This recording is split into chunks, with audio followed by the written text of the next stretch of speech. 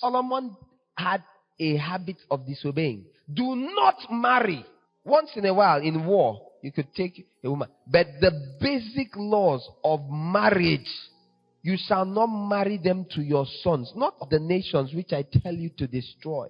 He married 700 of them and added 300 concubines. What does the Bible say he married them for?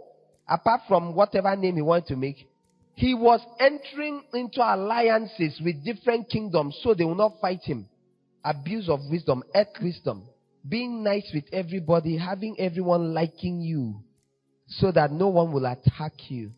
That's what Solomon was doing. Is our daughter there now? No, we can't fight them. It's our daughter. He was consolidating himself. Listen to me. So this does not mean nothing to you. If you form the habit of trying to avoid all trouble, you don't ever want any trouble. Any sign of trouble, you compromise something. Any opposition, you anticipate wahala before it occurs and prevent it in spite of disobeying the words of God. You're getting ready to worship idols. It's just a matter of time. The Bible says when Solomon grew old, his wives turned his heart away from God. He went with them to their groves. He built temples. Israel was full. Milcom, Molech, Chemosh, Ashtoreth, name it. For every wife from all their kingdoms. Man pleasing does that. And you worship at this one. And you worship at this one. But when you started, you were trying to, no, don't disturb me. What does she want? Okay, guys, go and build it for her. Go and build it for her. You know, he was busy studying wisdom. What kind of wisdom, oh God, were you studying that ended you up in this kind of situation? You still want to be like Solomon? When a greater than Solomon has come, let me tell you, that which is born of the flesh is flesh. Solomon is a picture, even of apostolic ministry.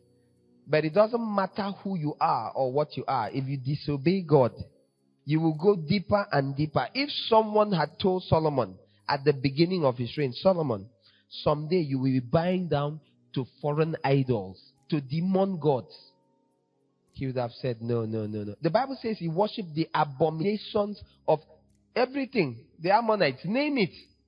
Israel was full of this thing. Silver was as common as stones during the time of Solomon.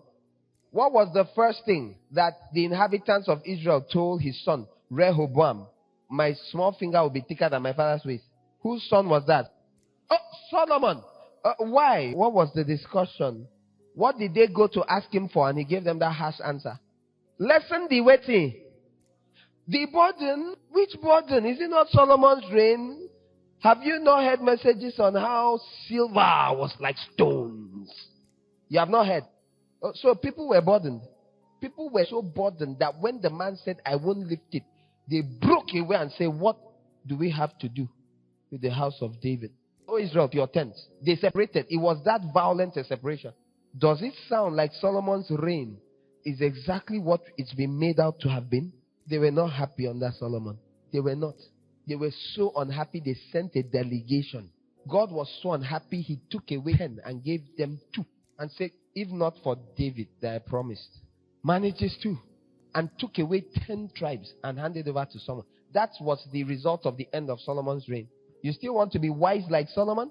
You dare not. If you are wise, you will not be like Solomon. If you are wise, you will seek the wisdom which is from James chapter 3 above. It is first of all pure, then peaceable, then gentle, then easily entreated. It is full of mercy, compassionate, without partiality, and without hypocrisy. Did Solomon have these things we have just listed? The Bible says the other wisdom is earthly, it is sensual, enough wives, and it is devilish, in case that does not impress you. Some translations say demonic. There's a wisdom like that. It's of the earth. We say it in Nigeria, shine your eyes.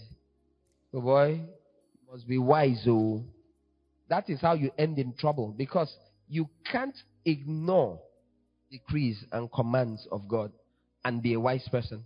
If you truly want to be wise, you will obey God. And how will you obey? You will study his decrees and commandments, and you will obey them.